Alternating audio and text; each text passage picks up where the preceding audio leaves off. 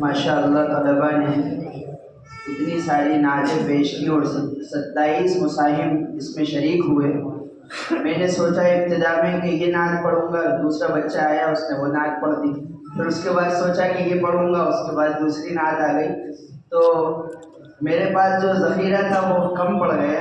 फिर भी मैं कोशिश करता हूँ आपके सामने कि उन नातों के अलावा कोई नात पेश करूँ।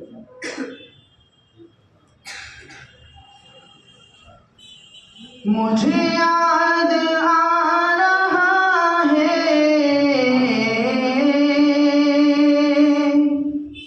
मुझे याद आ रहा है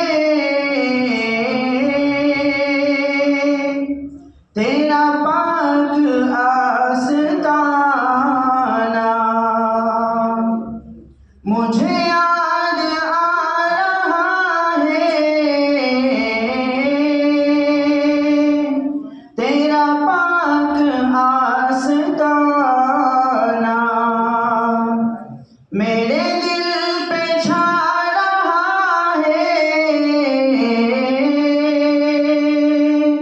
वही कैफ आशिकाना।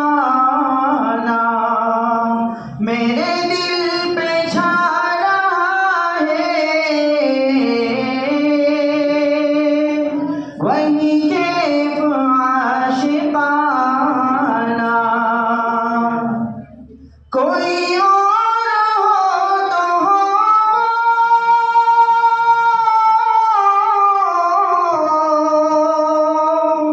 तेरा आशिना नहीं है।